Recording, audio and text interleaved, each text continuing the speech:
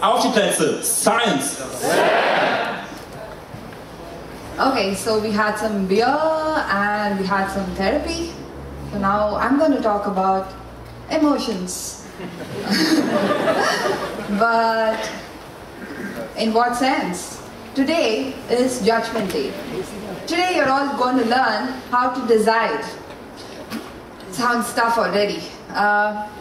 Why should I learn how to decide? Why does it matter?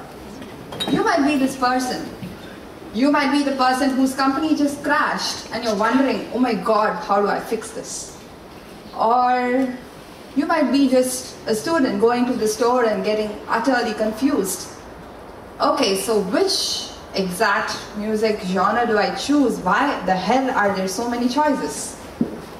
Or you might just be one of these people who is like, oh my God, why are there so many options for travel? Why can't I just pick one simply?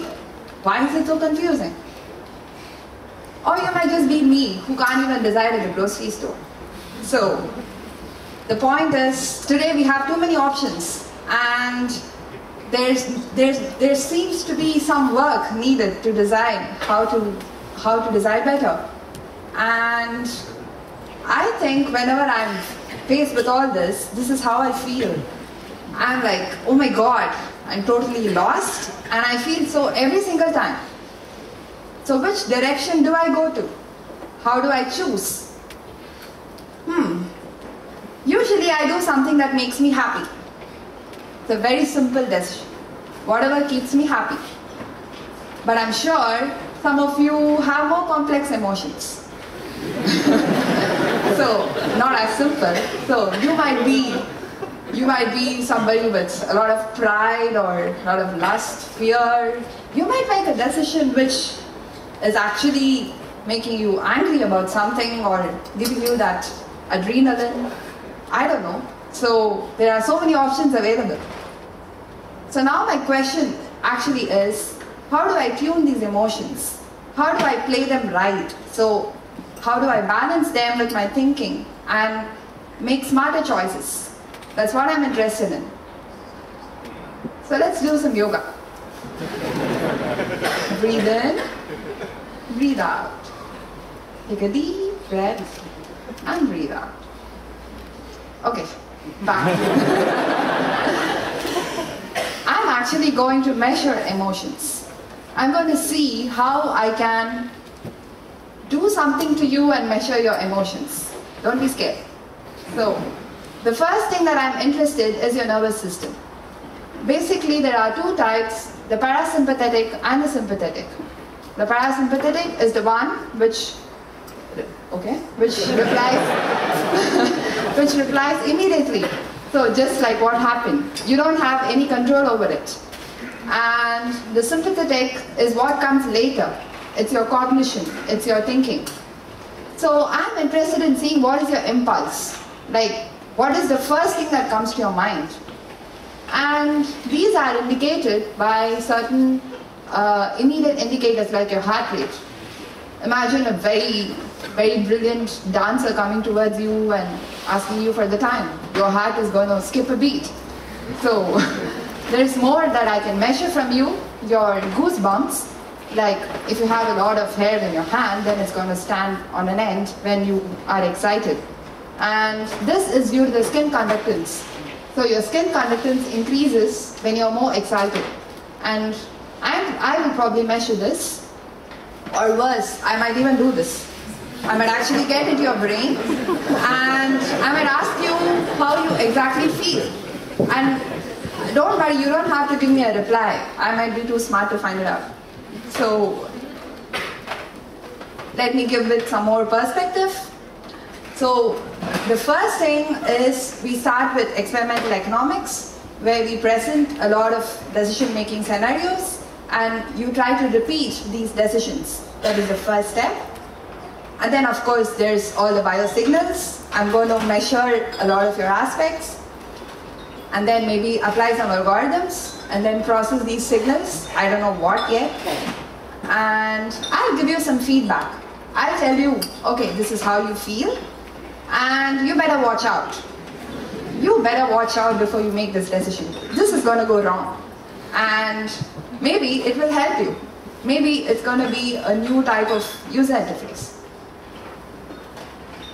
Well, there are still a lot of problems in this field because, first of all, not all algorithms exist which can make it very fast. So some of them take about overnight to run to assess your emotions. And a lot of these electrodes are not very user-friendly. So some of them still require a lot of clumsy gel, and they cannot be used over many people. So I have to think how to conduct experiments over 200 people. So it's quite a problem. And of course, the biggest problem is, what if some of you are trying to control your emotions? You're like rock, you just do not show it. Or what if you are an overexcited person? You're like, whatever I say, you just react too much. Then how do I come to a mean? So this is a big problem in this field. And also, I only have a yes or no from the machine. I can only say 0 or 1. But then I have to understand your complex emotion scale. Like, you might say something like, I'm feeling blissful, I'm feeling nostalgic, or some vague emotion. So how do I map it? There's too many pixels out there.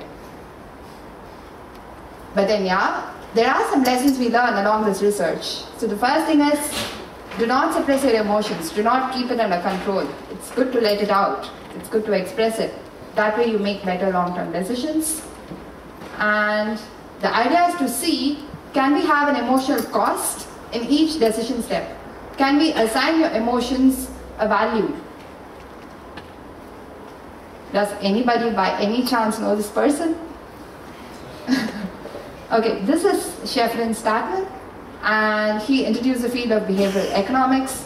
He tells you what happens to you when you're overconfident. He's not the only one, there are many more people, but he tells you what happens to your decisions because of your overconfidence, because you always tend to avert losses. You don't like losses, so you might always make some kind of decisions, or some very specific effects like these, the disposition effect and the endowment effect, and that is what I'm studying about. So I just want to sum it up. Why do I think about the brain and the emotions together? Why is it interesting? Well, this is the main reason. All of us love rewards. We love what is at the end of the tunnel. We love why do we learn something? Because there is some reward at the end of it. There is some money, or there is some teacher who's going to pat your back and say, good job. So, and this is going to help your memory. Your reward helps your memory, it helps your attention, and it is also a very huge part of your social stimuli, how you react to certain circumstances. So I'm going to probably achieve this in some years. And I would like to thank you all for your attention, and also my institute for funding my graduate studies.